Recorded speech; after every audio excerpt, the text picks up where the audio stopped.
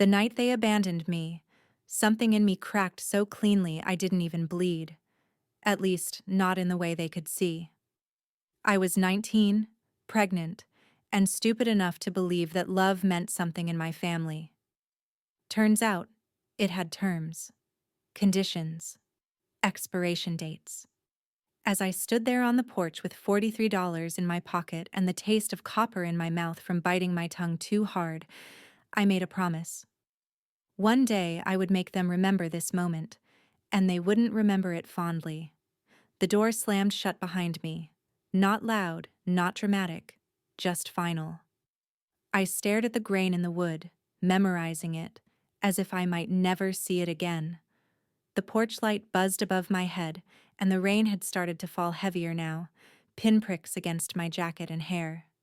My shoes were soaked. My toes hurt. But it didn't matter.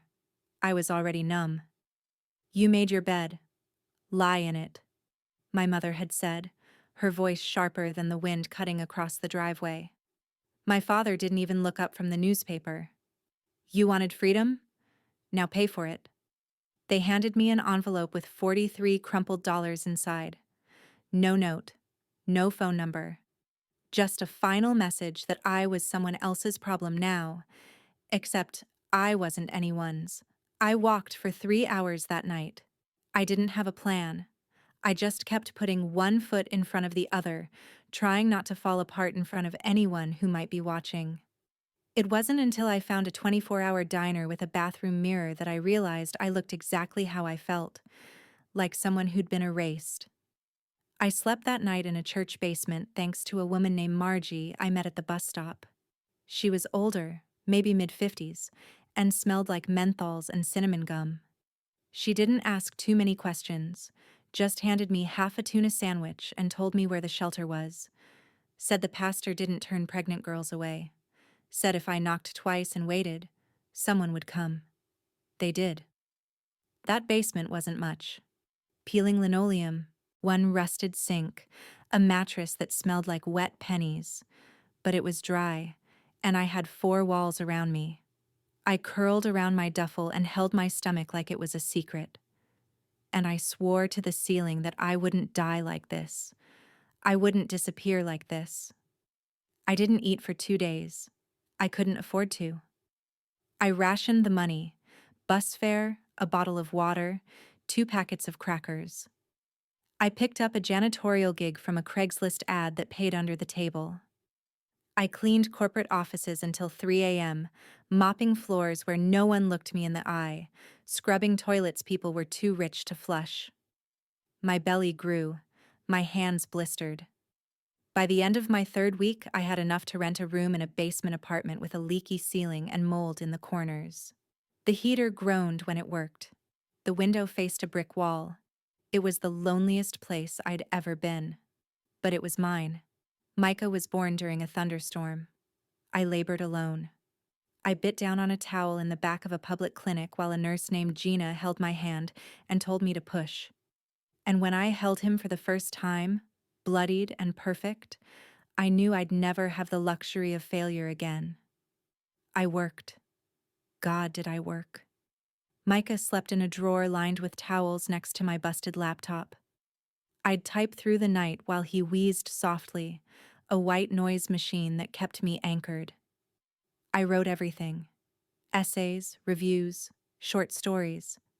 And in every word, I buried pieces of my story like landmines. I didn't write about my parents. Not yet. Not directly. But I wrote about girls like me. Girls who'd been thrown out, chewed up, and left to bleed in silence. I wrote about the quiet rage that grows in basements, the hunger for justice, for voice, for fire. One night, after a particularly grueling shift, I stared at my screen and muttered to myself, "If I can't have a family, I'll write one that burns theirs down." That was the night it began. The first story I ever sold was about a girl who lights her childhood home on fire and watches her mother's pearl earrings melt on the dresser. It was published in some low-rent lit mag for $40. I didn't care. I printed it out and taped it to my wall above Micah's drawer. It was proof. that my pain could be currency, that my voice wasn't gone, it had just been muted.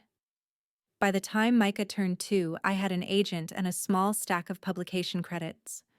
Nothing big, nothing flashy, but enough to know that someone was listening. And that's all I needed.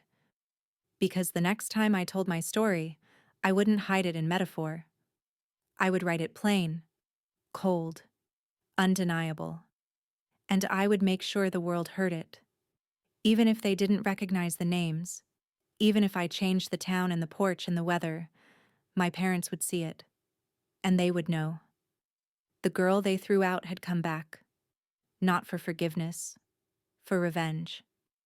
They don't warn you that rock bottom has layers, that once you think you've reached the lowest point, life will gladly dig a little deeper for you. And then, hand you a shovel. My basement apartment wasn't a room. It was a sentence. Concrete walls, 2 outlets. No oven, just a hot plate that sparked when it got moody. The only window was the size of a shoebox and looked out at someone else's rusted-out bicycle chained to a railing. I used to think it was a metaphor for something. Now I think it was just rust. Micah was 9 months old and learning how to grab at things he shouldn't. Wires, forks, my hair.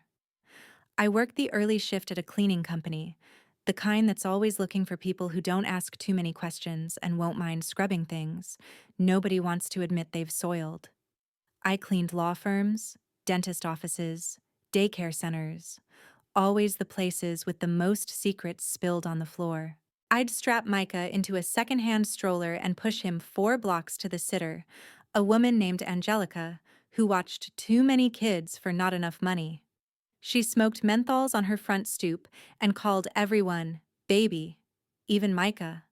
Her apartment always smelled like sweat and Lysol and fried bologna. But she never judged, never asked questions. That made her a queen in my book. After my shift, I'd pick him up, walk back through the city like a ghost. Nobody saw us. I think I liked it that way. The rest of the day was routine. Heat something from a can, change Micah, rock him to sleep on my chest, then sit down in front of my ancient, blinking laptop with fingers that ached from bleach and cold. And I wrote. I wrote because it was the only way I didn't vanish. I wrote until my eyes blurred, until my neck locked up, until Micah woke screaming.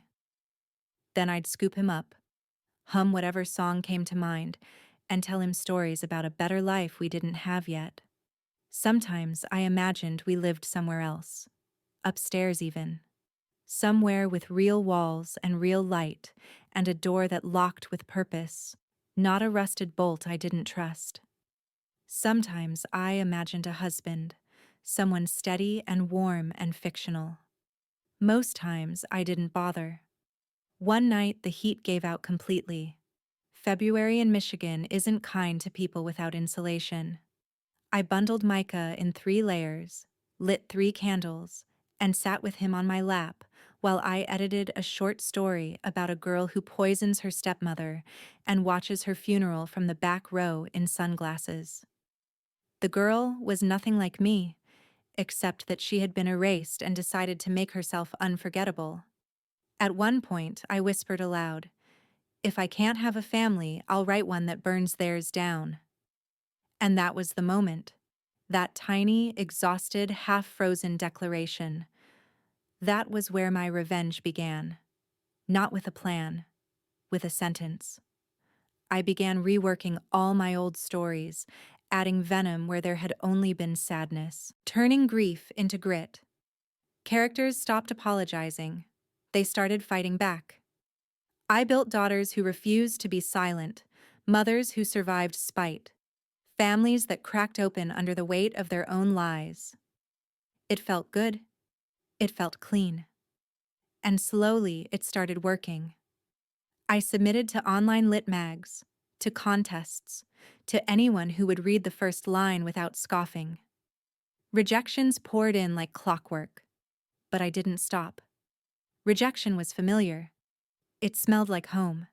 The first piece that hit big was a flash fiction story called Inheritance. A teenage girl stands at the foot of her dying father's bed and refuses to hold his hand. That's it. 400 words. But it was brutal, sharp, and it got shared. 1,000 times, then 10,000. People called it haunting, visceral, true. No one knew it was me.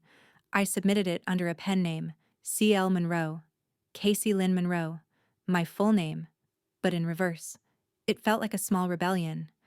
They had tried to erase me, so I erased the name they gave me and gave it back on my terms. Within a few months, I got contacted by a small production company that specialized in edgy short films. They wanted to option Inheritance for a mini-script. I said yes without hesitation. They asked if I had more. I did. By the time Micah turned 4, I was balancing cleaning gigs with script rewrites, ghostwriting work, and the occasional commission. It was never enough to call it a living, but it was enough to prove I wasn't done. I kept the cleaning job. Not because I needed the money, but because it kept me sharp. There's something poetic about scrubbing other people's messes while plotting your way out of your own. Micah started talking in full sentences, started asking questions I wasn't ready to answer. Where's Grandma? Why don't we live in a big house? Do other kids have beds with legs? I didn't lie. I just didn't elaborate. I told him we had each other, and that was enough. I told him our house was special because we built it together. And then I went back to my laptop and wrote about families that lied and daughters that got even. When he was 5, he asked what I did while he slept. I write stories, I said. About what? About bad people. Do they get in trouble? Eventually. He nodded like that made perfect sense. The day I finished the first full script that would eventually become Sanctuary Lane, I cried. Not because it was good, though it was, but because it was honest. The first act was almost word for word the night they kicked me out. I didn't even change the line. You made your bed. Lie in it. I wanted it to echo, and I wanted the world to hear it. Micah was asleep when I typed fade out. The cursor blinked, and I realized something. They didn't throw me out. Not really. They launched me. Right into the fire I used to build a ladder, and I was still climbing. 9 years after the porch and the rain and the $43 insult, I was sitting in a midtown office staring at a whiteboard filled with index cards and lies. Fiction, they called it. But I knew better. My new show, Sanctuary Lane, was about a respectable suburban family who excommunicated their pregnant daughter over values. The daughter ends up in a basement apartment, raising her child, surviving on cleaning jobs and coffee. The pitch was simple. A story about shame, survival, and how some families bury their skeletons so deep they forget they're still rotting. The network execs ate it up. Gritty, they called it. Unapologetic. Bold. They threw around words like zeitgeist and raw edge. One even said it had emotional teeth. I didn't flinch. They were complimenting a wound. Technically, it was fiction. The town was different. The names were changed. But the bones of the story, the emotional blueprint, belonged to me. And I laid them out on camera like artifacts. Episode 1 opened with a dinner scene. Cold lasagna, frayed silence, and a daughter saying, "I'm pregnant," while her parents look at her like she's grown horns. Episode 2 had the line, "You made your bed. Lie in it," delivered with the same cold tone my mother had used. Episode 3, a door slamming. No music. Just a girl standing in the rain holding a garbage bag full of baby clothes. I watched the early cuts alone in my apartment, hands shaking, not with nerves, but something deeper. A vibration in the chest that comes from truth finally being louder than denial. Micah was 8 by then. He didn't know the show was about us. He only knew Mom was on set a lot, and that the catering was better now. I kept his world separate from mine as much as I could. He deserved a childhood untouched by revenge, but even he could sense something was shifting. Are the people on the show bad? He asked one night while I was reviewing a script. Some, I said, without looking up. Some are just scared. Are they like Grandma and Grandpa? I paused. They're like people who don't know how to love the right way, I said finally. He accepted that. Kids understand failure better than adults do. When Sanctuary Lane premiered, I expected a small ripple. Maybe some Twitter buzz, a few think pieces, but what happened next was something else entirely. It exploded. People weren't just watching, they were dissecting, posting clips, circling lines in red, quoting monologues like scripture. Hashtags trended within hours. Viewers created theories, timelines, real-life comparisons. One influencer called it a middle finger to generational trauma, gift-wrapped in catharsis. I laughed until I cried. They called me brave in interviews, called the show a mirror, asked if it was based on real events. I always gave the same answer. Every story has a truth. Some just hide better than others. But I knew what I'd done. I hadn't written a show. I'd written a testimony. And somewhere out there, I knew my parents were watching. I pictured my mother pausing the dinner scene and rewinding it 3 times, fingers shaking. I imagined my father hearing his own line, "You wanted freedom? Now pay for it," echoed by a fictional man in a fictional house, and knowing, without a doubt, that it was him. I imagined them staring at the screen, wondering who else could see through the gloss. And then the articles started. BuzzFeed, Vulture, The Cut. Is Sanctuary Lane based on real life? Who is C.L. Monroe really writing about? One piece even included photos from my high school yearbook next to screenshots from the show's fictional school. The resemblance is uncanny, they said. They had no idea how uncanny, but I stayed silent. Let the speculation swirl. Because this wasn't about confirmation. This was about consequence. My inbox filled with letters from strangers, women who said, "Thank you for showing what it looks like when they don't take you back." Men who whispered, "I was the one who left, and now I see it." People who said they finally understood what their daughters meant by silence. Not every message was kind. One man wrote, "You should be ashamed of airing your dirty laundry." I replied with a link to the show's streaming page and a smiley face. The network called the ratings a pleasant shock. I called it justice. It wasn't long before the showrunners upped the order, from 6 episodes to 10, then 20. They wanted season 2 greenlit before the finale even aired. My agent called and said, "You've hit a nerve, that's rare, run with it." So I did. Each episode dug deeper. Scenes I'd buried in my chest now played out under studio lights. Actors reciting my pain in perfect pitch. The actress who played the mother? Brilliant. Her voice cracked in all the right places. But she wasn't cruel enough. I gave her notes. I kept waiting for the guilt, for some twinge of remorse. But all I felt was focus and fire. Because this was more than storytelling, this was reclamation. It wasn't just about them anymore. It was about every girl left on a porch. Every woman who begged to stay and was told, "You're on your own." Every daughter who became her own mother out of necessity. For the first time in my life, I was being heard. Not through tears, through scripts. Micah and I moved into a bigger apartment. Sunlight actually touched the floor there. I let him pick the paint for his room. He chose blue. Said it felt like sky. One morning, I found him watching the show. He didn't say anything, just looked at the screen, then at me.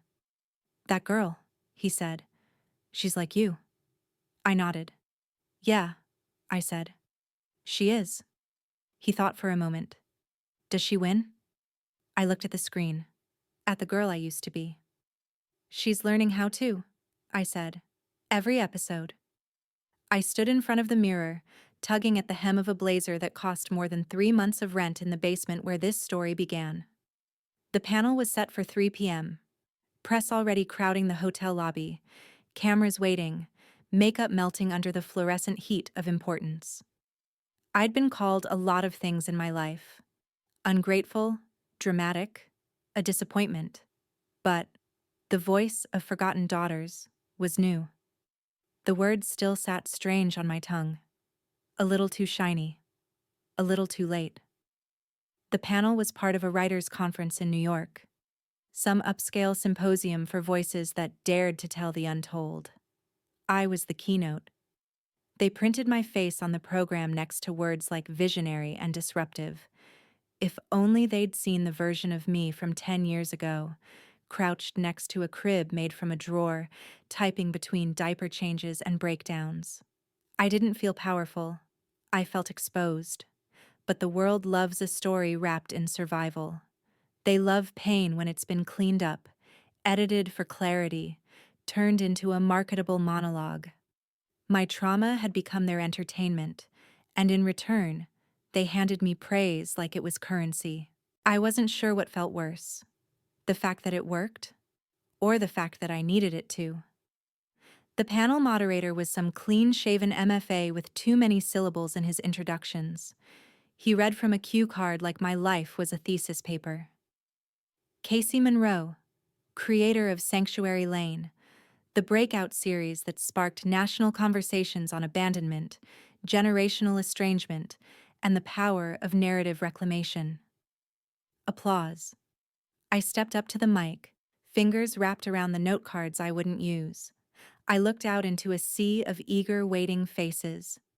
Dozens of strangers wanting catharsis from a story they never lived. And I gave it to them. I didn't start writing to make noise, I said. I started writing because silence was the only thing I had left. I wrote because I was told, with action, if not words, that I didn't belong in my own family. So I built one on paper, and then I burned it down. The applause came again, louder this time. A woman in the front row wiped tears. After the panel, my assistant, a soft-voiced NYU grad named Jenna, tapped my shoulder as I signed a program. They reached out, she whispered. I didn't need to ask who. My parents? She nodded, eyes cautious. Email. Said they saw the show. I stared at her for a moment, then simply said, good. And that was it. No panic, no spiraling, just a strange, cool calm in my gut. Let them binge-watch their own sins. Let them see their cruelty played back in 4K, dissected on Twitter, broken into memes and monologues. Let them hear their words echo from strangers' mouths and try to explain how fiction hit so close it cracked their mirror. Later that night, I sat alone in the hotel bar with a glass of ginger ale and the kind of quiet you only get in between headlines.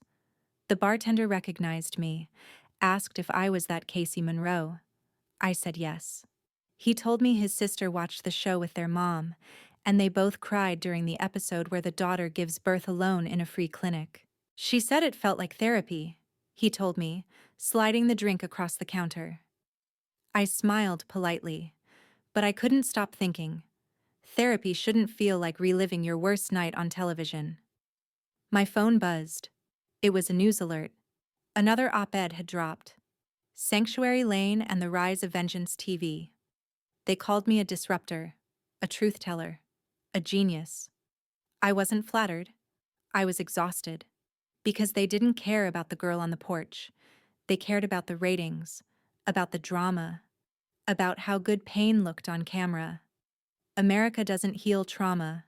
It consumes it, packages it, dissects it, applauds it from a safe distance. The real me, Casey with cracked cuticles, and a son who still asked if his grandparents existed, wasn't invited to the after-party. But the version they could worship? She was on every magazine cover. Jenna came back from the elevator, a nervous smile on her face. There's a reporter from The Atlantic downstairs. Wants a quote. Thinks you're reshaping the modern family narrative. I drained the rest of my drink and stood. Tell her this, I said. My family shaped me first. I just returned the favor. The elevator ride to my suite was silent, except for the ding of each floor. As I stepped off, my phone buzzed again, this time a text from a number I didn't recognize. We saw the latest episode. That dinner scene was cruel. No name, but I knew. My mother always was passive-aggressive, even through a screen. I didn't reply. I didn't need to, because the world had finally taken my side. Not out of justice, but because trauma sells. And for the first time, I wasn't the product. I was the producer. I undressed in the dark and stood in front of the window, the city buzzing below. Micah was asleep back in LA, with our neighbor's kid on babysitting duty and a note on the fridge reminding him, "You are loved. You are safe. You are not their mistake."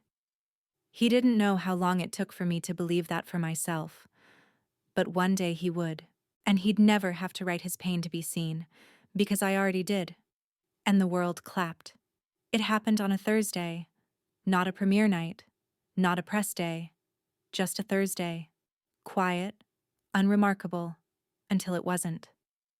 My mother watched episode 3, the dinner scene, lasagna, silence. The camera lingering on a daughter's trembling hands as she says the words that break the table. "I'm pregnant." And then came the line, straight from my father's lips, 9 years and a million miles ago. "You're not my problem anymore." Word for word, tone for tone. And in that moment, everything cracked. The phone call came from a blocked number. I didn't answer, but I listened to the voicemail. Her voice, my mother's, was taut, clipped, like a violin string pulled too tight. "Casey, this show is not fair. It's cruel. Your father's very upset. You've crossed a line." I played it twice, then once more, just to make sure I hadn't imagined the fear in her voice. They knew. They finally knew. They had spent almost a decade pretending I didn't exist, erased me from Christmas cards, church directories, family photos. But now, in one 43-minute episode, the internet handed me back my identity and held it under a spotlight. And my parents? They didn't just see the resemblance, they saw themselves. And so did everyone else. The internet is many things. Slow is not one of them. Within 48 hours, Reddit threads were buzzing. Someone had posted a screenshot of the fictional Monroe family dinner next to a real photo from my senior yearbook. Me, my parents, that same strained posture, that same distance across the table. People compared addresses, public records, old Facebook posts, and then came the comments. "This isn't just inspired. This is autobiographical." She didn't fictionalize them. She indicted them. These are real people. You can't deny it anymore. By the end of the week, a small blog from my hometown ran the headline, "Monroe Family Drama, Local Parents Under Fire After TV Show Uncannily Mirrors Real Life." I didn't know whether to laugh or vomit. They tried denying it, of course. My mother posted a carefully worded Facebook status. "We are proud of all our children, even those who choose different paths. We respect artistic expression, but public shaming under the guise of fiction is hurtful. Please respect our privacy." The comments were split, half of them scolding me for airing dirty laundry, the other half applauding. And then someone dug up an old church newsletter, the one where my parents were named Family of the Month for their volunteer work and moral leadership. That, too, was posted online, followed by screenshots of the Sanctuary Lane scene, where the fictional mother shames her daughter for getting pregnant out of wedlock and demands she not tell anyone until we figure out what to say. The hypocrisy didn't just leak, it poured, and the world took notice. The Monroes, the real Monroes, began to unravel. My father, who'd spent 20 years building his image as a principled business owner and church elder, was suddenly dodging emails from local reporters. His shop's Yelp page was flooded with sarcastic reviews. "Would give 5 stars, but apparently you need to be married and childless to be respected here. My mother, who once led a women's prayer group about grace and forgiveness, was asked to step down from 2 volunteer boards. Quietly, politely, but firmly. They reached out again, this time through a lawyer. A cease and desist letter landed on my agent's desk. Defamatory, libelous, irresponsible. I laughed when I read it. It wasn't even printed on good paper. My lawyer, a no-nonsense powerhouse with a messy bun and a perfect memory, replied in kind. The work in question is a fictionalized drama protected under creative license. No real names, no direct identification. Any perceived resemblance is coincidental, or perhaps revealing. The letter made the rounds online. People screenshotted it, made memes. One image had my father's "You're not my problem anymore" line laid over his church photo. Caption: Turns out fiction doesn't need permission. It just echoes. The world didn't just connect the dots. They framed them. And for the first time, I wasn't the one begging to be believed. I wasn't shouting into the void, trying to convince people that something awful had happened. I had the receipts. I had the script. I had the audience. And now, they had the consequences. Micah asked why I was getting so many texts. Because people are talking, I told him. About the show? About the truth, I said. He was old enough now to understand the difference. I didn't shield him from it. Not anymore. He knew the outlines of the story, how I'd been kicked out, how I'd had to raise him alone. What he didn't know was how good it felt to finally watch the truth outgrow the shame. At night, I scrolled through comment sections, watching strangers dissect the episodes. She's not writing revenge, one tweet said. She's writing restoration. But they were wrong. It was revenge. Just not the kind that explodes. The kind that infects slowly, line by line, frame by frame, until the very people who erased you are begging to be written back in. I didn't reply to their lawyer. I didn't call. I didn't send an email or a postcard or a quote. I let the world do the talking for me. Because sometimes, the best revenge isn't rage, it's recognition. The lawsuit hit the same way winter hits the Midwest. Slow at first, then all at once. My agent called on a Sunday. They're going through with it, she said, voice unreadable, libel, emotional distress, and, get this, intentional infliction of harm. I let that last one hang in the air like steam over black coffee. Harm? I said finally. You mean consequences? They don't. The official complaint was thick, printed on expensive paper with gold-embossed headers. The firm my parents hired was high-profile, flashy, known more for intimidating journalists than winning actual defamation cases. But the message was clear. They weren't trying to win. They were trying to shut me up. Publicly, legally, emotionally. The press got wind of the filing within hours. Headlines followed. Sanctuary Lane lawsuit. Are the real Monroes suing the fictional ones? C.L. Monroe under fire from her own family. Truth, trauma, and a $10 million complaint. But I wasn't panicking, because I knew exactly what I had and what they didn't. Intent matters in these things. And intent was the one thing they couldn't hijack. They had their accusations. I had the scripts. Every episode had been vetted. Every scene fictionalized enough to pass legal muster, yet rooted deep enough in reality to sting like truth. My team had covered every base. Names changed, settings altered, dates scrambled, and most importantly, not a single real name or likeness ever claimed. The show wasn't about them, and that was the cruelest part. It was about what they did, and how easily that could be anyone. Their lawsuit wasn't about correcting lies. It was about silencing a mirror. The court date was set for the following month, but the network didn't flinch. If anything, they leaned in. They invited me to do a live TV interview. Prime time, studio lights, National broadcast. I said yes. Not to defend myself, but to make sure the world understood what this really was. The host, a sharp-tongued woman with no tolerance for fluff, wasted no time. Casey, your parents say the show has ruined their lives. I smiled calmly. My life was already ruined the night they shut the door on me at 19. I just wrote it down. If telling the truth feels like an attack, maybe they should look at why. The audience clapped. Not the polite kind, the cathartic kind. She leaned in. Are you saying your family deserved this fallout? No one deserves pain, but accountability? I paused. Yes, absolutely. The clip went viral. Within 12 hours, it had 10 million views. Within 24, people were remixing it. TikToks, reaction videos, hashtag, echoes of Casey. The day after, my father appeared on local TV, sitting stiffly beside my mother on a leather couch they didn't own. We only wanted what was best for her, she said, dabbing her eyes with a tissue that didn't look used.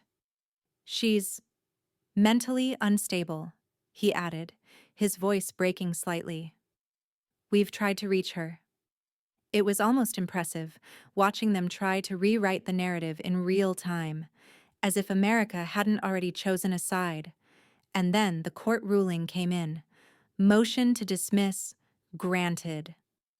Based on creative interpretation, the plaintiff's claims do not meet the legal threshold for defamation, libel, or emotional injury. My lawyer texted me just 2 words. Told you. But that wasn't the end. If anything, it was the spark. The clips from my interview were now international, subtitled in 6 languages. One French journalist called me a poetic assassin. Another described me as a literary whistleblower with the face of a saint and the pen of a scalpel. The lawsuit had backfired spectacularly. They didn't just lose the case, they amplified my platform. People began rewatching Sanctuary Lane from the beginning, dissecting scenes they'd overlooked. Bloggers compiled real-life versus fiction comparisons. TikTokers made dramatic readings of the court ruling. And then came the memes. A still from episode 3, the dinner scene, with the caption, "You're not my problem anymore." Lawsuit edition 1 with my mother's interview clip, overlaid with, "We just wanted what was best for her." And underneath, translation, "We wanted her quiet." Even the church my parents attended released a statement. Due to recent events, and in respect to all parties, the Monroe family has decided to step away from their leadership roles. Step away. Another way to say, pushed. The most surreal moment came a week later when I opened Instagram to find a message request from my high school guidance counselor. I should have seen it. I'm sorry. I watched your show. You were always brave. I stared at it for a long time. Then I deleted it. Not out of anger, but because I didn't need it anymore. Validation wasn't my fuel. Not anymore. What kept me going now was momentum, the kind that builds when truth refuses to sit still. Micah and I had a quiet dinner that night, ramen and grilled cheese. His request. He was 10 now. Smart. Calm. With a face that reminded me of both my past and my escape from it. Did you win the lawsuit? He asked, chewing slowly. I didn't lose. Are they mad? They're scared, I said, because people finally believe me. He nodded once, then added more cheese to his noodles. Outside, a delivery truck went by. On the side, an ad for a streaming service. It had Sanctuary Lane on the banner. My name underneath it. C.L. Monroe. A name I'd chosen. A story I'd survived. And now, a stage I wasn't stepping down from anytime soon. The email came on a Wednesday, buried between brand deal pitches and a request for an interview with Time. Subject line: Netflix, documentary opportunity. The body was polite, careful, like they were tiptoeing around my trauma with velvet gloves. We believe your story deserves a visual chronicle, it read. not just as entertainment, but as cultural memory. A documentary that reflects not only what happened, but what it meant. What it meant. I sat with those words for a long time. By now, Sanctuary Lane had gone global. Subtitles in 27 languages, streaming charts, late-night monologues quoting lines I wrote in my basement at 3 a.m., sweating through anxiety and ambition. But this wasn't a reenactment. This was real. They wanted the actual footage. My voice, my face, my past, not dramatized, not fictionalized. Raw, framed in 4K. Most people would hesitate. I didn't. I emailed back. I'll do it, but I direct it. My team panicked.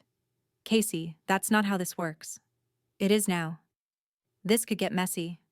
It's already messy. I just want to be the one holding the mop. Netflix agreed. Hesitantly, but they agreed. The title came to me before the first shot was even scheduled. Kicked out. The daughter they erased. Because that's what this was. Not just a story of survival. Not even revenge anymore. This was exposure therapy. For them. They thought the show was bad. They hadn't seen the raw tapes, the old voicemails, the footage I'd saved, the family photos with my face cut out, the Christmas video where my mother passes the camera to my father and mutters, "Don't film her, it's embarrassing." I still had all of it. The documentary began filming in spring. I didn't want glossy shots or filtered nostalgia. I wanted basements and bus stops. I wanted the clinic where Micah was born. The diner where I once counted coins to buy a coffee I didn't even want, just to sit indoors for an hour. I wanted reality. Unforgiving. Honest. We began with a voiceover. My voice. Over footage of the old porch. You can only rewrite history for so long before someone remembers the truth out loud. The producer suggested we blur my parents' names. I refused. If they wanted anonymity, I said, they should have behaved anonymously. Micah wasn't in most of the scenes. I gave him that privacy. But his name came up. Softly, reverently.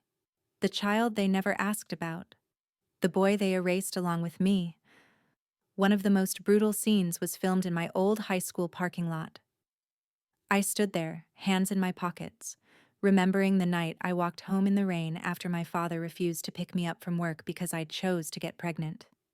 Choices have consequences, he said that night. Now he'd learn what consequences really looked like. The final interview was with me alone, sitting in front of a mirror. I looked into the lens and said, "This isn't about me surviving. It's about them learning how it feels to live under a microscope." I didn't cry. I didn't rage. I just sat there, lit by the same cold honesty I'd wrapped myself in for years. And then, in the ultimate twist of poetic justice, my parents agreed to be interviewed. They thought they'd get a platform. They thought it would be balanced. They didn't realize they were walking into a confession booth, one they couldn't control. The footage was brutal. My father sat stiffly in a cardigan too clean for the truth. He claimed he regretted how things ended and that children sometimes make decisions that force a parent's hand. My mother tried to look softer, wore pearls, cried on cue. "I didn't know she'd take it so personally," she said. "We were trying to protect her, and ourselves." The interviewer asked, "From what?" She faltered. "From shame," she whispered. "From what people would think." And there it was. The real motive. Not morality, not discipline, just reputation. They weren't raising a daughter. They were curating an image. I cut that line into the trailer, set it against a slow pan of my childhood bedroom, stripped of posters and plastered in beige. And when the trailer dropped, the internet exploded. This is going to break every bone in the American family myth. Finally, someone puts shame on trial. I want this tattooed on my spine. Even people who hadn't watched the show got it now, because this wasn't just about me anymore. It was about every family who plays morality like poker and folds when it's no longer convenient. The Monroes didn't respond publicly after that. Their Facebook pages vanished.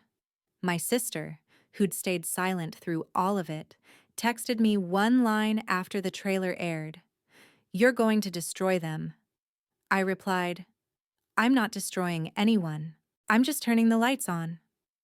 The final cut of the documentary was everything I wanted it to be: raw, relentless, real. And when it premiered, I sat in the back row of the screening room with Micah next to me, his hand in mine. As the credits rolled, he looked up at me and said, "They can't lie about you anymore." "No," I said, "they can't." Because now the whole world knew.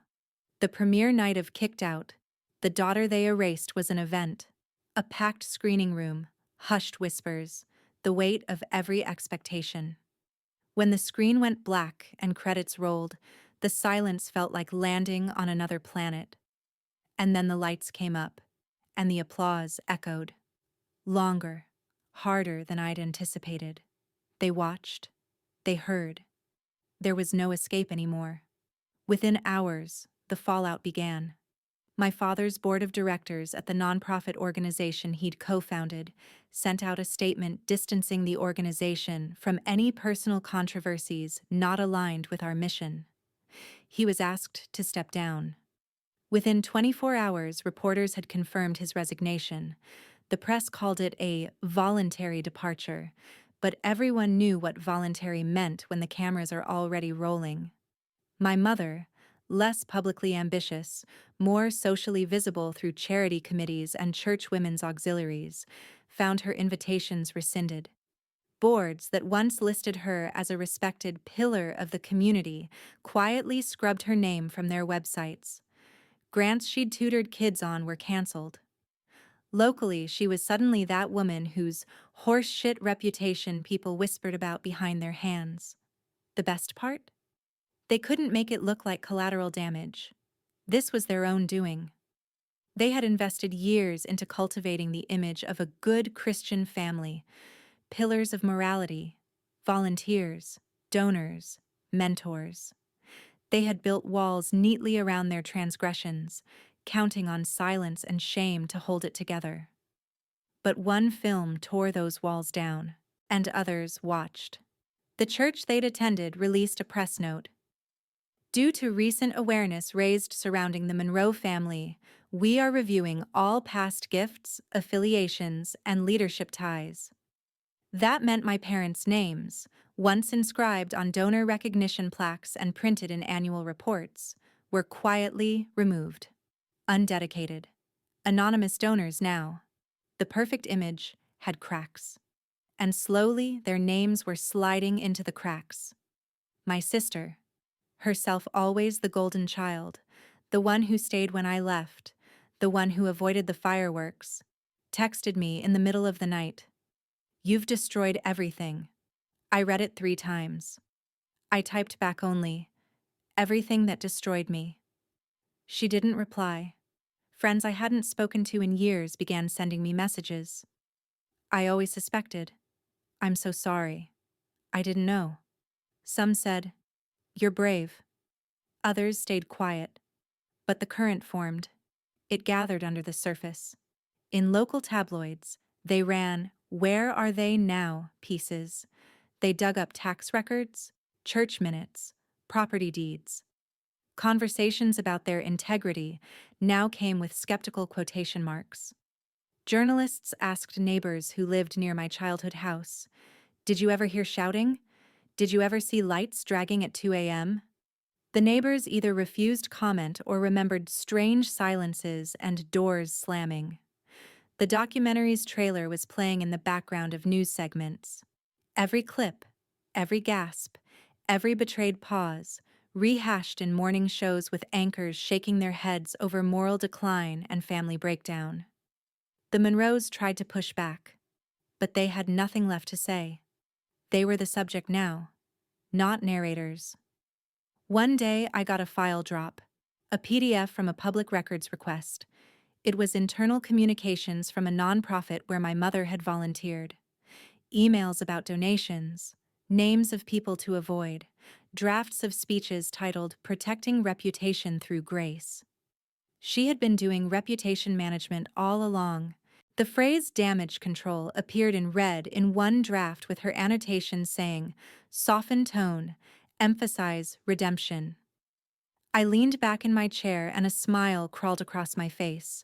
It wasn't cruelty, it was validation. Because sometimes revenge isn't spectacular. It's structural. It's tracing the system and pulling out the roots until the tree falls. I watched the streaming numbers climb. People who had never watched our show were tuning in because now it was a scandal. Because seeing something broken makes curiosity feel like a duty. Because stories like this, stories of family, betrayal, exposure, are freeways to empathy. On social media, a poster went viral, a split frame. On the left, the promotional still of Sanctuary Lane dinner scene. On the right, a church newsletter months ago, with a photo of my parents smiling. Caption, real life or real life? Does it matter when both lie? I didn't post it, but I saw it. I saved it. The day the gala invitation arrived was almost ironic. The Monroes were hosting a family reconciliation dinner and charity benefit in their home city with sponsors and pastors, local press. The invite demanded black tie. It got shared online. One viral remark. They're trying to rewrite the narrative? Good luck with that. I didn't RSVP, but I did show up. I arrived unannounced and uninvited. Black velvet dress, quiet confidence, cameras trailing behind me like echo. The room went still. Jaws dropped. Wine glasses paused midair. I stepped into the ballroom. A hush fell. They tried to usher me away. The staff mumbled something about guest lists. I said, I heard there's a dinner. Thought I might sit at the table. My mother's face turned ghost white. My father looked like he wished the ceiling would swallow him. A pastor cleared his throat. He stepped forward, microphone in hand. I'd like to welcome Ms. Casey Monroe. He hesitated. To tonight's event. The applause was awkward at first. Then it grew, because the audience smelled the tension, the story, the reckoning in the room. I walked center stage. The chandelier above glinted off the polished floors. I held the silence, let it swell. 9 years ago, I begged to stay at your table, I said, voice steady. Tonight, I own the room you're renting. They gasped. A few offstage cried out. The cameras slid in for close-ups. This isn't reconciliation, this is accountability. This isn't forgetting, this is editing. I paused. Let them feel it. Let them swallow it. I turned and walked off the stage. Behind me, someone started clapping. Then more. The room filled with thunderous, long applause. It wasn't for fame. It wasn't for victory. It was for liberation. I left before the speeches began. I left before they could frame it their way. I left with my head high, my story intact, the world watching. Because I didn't come to beg for space. I came to reclaim it. The perfect family had its fall. And this, the final record, would be unmissable. I never thought I'd host a talk show. That was never the goal. I was a writer. Better behind a screen, sharper in silence. But when Kicked Out hit its third week at #1 globally, when think pieces stopped being about family dysfunction and started dissecting narrative justice, the offers rolled in. Streaming platforms, podcasts, book deals. But the one that stuck came from a woman named Darcy, a veteran producer who had been behind some of the most unflinching interview series of the last decade. She looked me in the eye, dead serious, and said, "You're not a guest anymore. You're the table." That line sat with me. It echoed the way truth does when it's finally recognized. 6 months later, The Table with Casey Monroe launched on a major network. A minimalist set, deep chairs, low lighting, no applause track, just voices, raw, unmuffled, unafraid. Each week we brought in guests, estranged daughters, queer sons, parents who had walked away, and those who'd been walked out on. The unspoken contract? No forced forgiveness, no bow tying, just storytelling with teeth. One of our first episodes, Parents Who Pretend. We had 3 adult children sit in a circle. One had been written out of the will for dating someone beneath their class. Another was disowned after coming out. The third, a woman in her 40s, hadn't spoken to her mother since 1999, when she refused to abort her daughter. Each one shared letters, voicemails, cracked memories, and each one got to respond to their past, on their own terms. It wasn't therapy. It was power redistribution. We aired the episode on a Tuesday. By Thursday, it had been streamed 11 million times. I got a text from Jenna, my old assistant, now a full-time showrunner. We broke them again. The Monroes are trending. I checked. Dear Casey was the #1 hashtag, clips from Sanctuary Lane mixed with scenes from Kicked Out. But the new ones, the talk show moments, were becoming canon. One clip had me saying, "They wrote me out of their story." So I wrote myself back in, this time, as the author. It became a tagline, merch, fan art. Someone even tattooed it down their forearm, my signature underneath. I never imagined that sentence, spoken in a quiet moment of reflection, would travel the world. But it did. I thought fame might dull me, that having my own show would sand down the edges. It didn't. If anything, it made the knife sharper. One episode, we brought on a teen girl who had secretly recorded the moment her parents told her they were sending her to a Christian correction camp after she kissed her girlfriend at prom. She played the audio on our stage, hands shaking. "I love you," the mother had said. "But this isn't love. This is perversion." We sat in silence afterward. I reached across the table, took her hand, and said, "Love doesn't have conditions. You're not wrong. They are." The audience didn't cheer. They didn't have to. The world heard anyway. We did a special on the weaponization of memory, how parents rewrite events, soften their cruelty, turn fact into folklore. We played old voicemail clips, read emails, laid the ghosts out like evidence on a table, and asked, who benefits from forgetting? Every episode I closed with the same words, speak even if your voice shakes. Especially then, because I knew what shaking felt like. I remembered the nights in the basement, writing while Micah slept next to a heater that barely worked. I remembered the rejections, the echoing voicemail from my mother, the lawsuit, the church newsletter that called me wayward. I remembered it all. But now they remembered too. The guests on my show weren't victims. They were narrators. I made sure of that. And the Monroes? They couldn't reclaim the story anymore. Every time they tried, another episode aired. Another truth spoken. Another person stood up and said, "Me too. I was erased too." One night, after a particularly heavy episode about generational estrangement, I sat in my office watching the rough cut. Micah, now 11, wandered in, holding a bowl of popcorn. "You always crying on this show?" he asked, plopping onto the couch. "Not always," I smiled, "but sometimes." "You let other people cry too?" "All the time." He nodded like that made perfect sense. "I told Aiden your show is for people whose parents were mean." "What did he say?" "He said his mom watches it. She cried once. Said it helped." That hit harder than any award. Micah didn't know it, but that one sentence, "She said it helped," validated the entire thing, because this wasn't just storytelling anymore. This was medicine, uncomfortable, bitter, but healing in all the ways quiet people needed. The season finale of The Table ended with a monologue. I stood center stage, lights dimmed, camera steady. I wasn't supposed to survive, not like this. I was supposed to disappear, but I didn't. Because pain isn't the end of the story. Silence is, and I refuse to be silent. I paused. None of this, none, is about revenge anymore.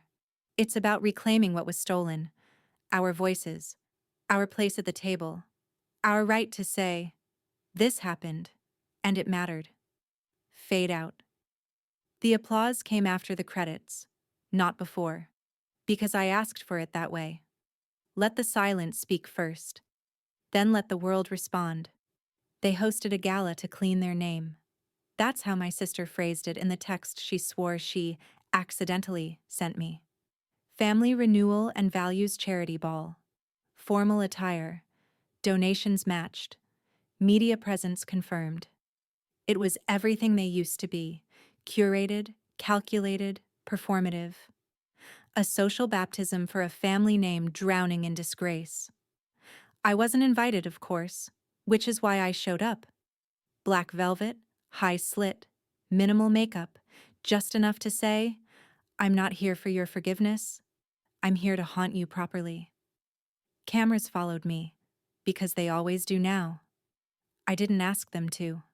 I just walked through the hotel lobby, up the marble stairs, and into the rented ballroom where they'd hoped to rewrite the narrative. It was almost funny. Gold linens, crystal glasses, a silent auction by the door, a 6-foot-tall poster of my mother in her charity chairwoman days. The caption, "Grace is a gift." I stepped inside. Silence dropped like a guillotine. It spread, first across the round table of old church friends, then the media corner, then the donors. People whispered. Forks froze mid-air. A single photographer, brave or foolish, snapped a flash. My parents turned at the same time. My mother's eyes widened. My father's jaw tightened. They didn't expect me to come. They expected me to keep playing by the old rules. Be quiet. Be small. Be grateful for being forgotten.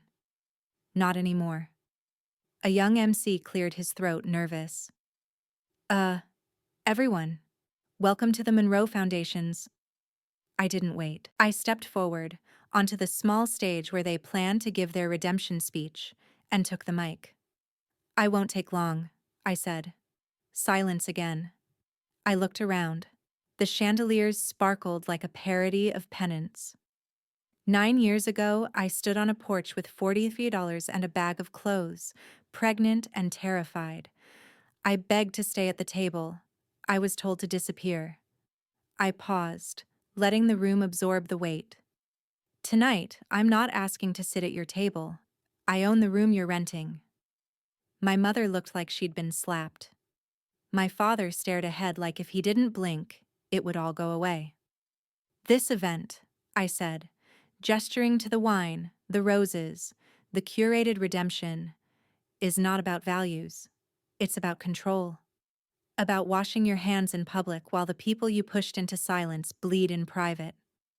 A gasp from somewhere near the donor table. But here's the truth. You don't get to decorate the house you burned down. Not with speeches. Not with fake charities. Not with Instagram apologies. The room was dead quiet. I smiled slightly.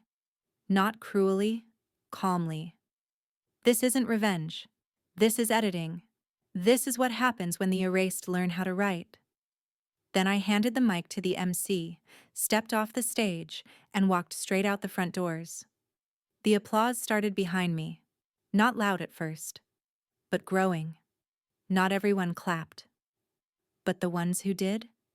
They clapped like someone had just ripped the curtains off a long, festering lie. I stepped into the limo. Jenna was waiting. Well, she said. That happened. I took a breath. Let the air settle in my chest. That chapter's closed, I said. Was it worth it? I looked out the window. The hotel fading behind us. The lights. The illusion. The lie. Yes, I said. Not because they hurt. but because I healed louder than they expected. Micah was waiting at home. We watched a movie that night, just the two of us, curled on the couch with a blanket and microwave popcorn. He didn't ask about the gala. He just handed me a soda and said, "Glad you're back." I kissed his forehead and whispered, "I never left." Later that night, I opened my laptop and stared at a blank document. No trauma, no scripts, just space. And for the first time in my life, I didn't feel the need to bleed into the page. I just wanted to write something beautiful.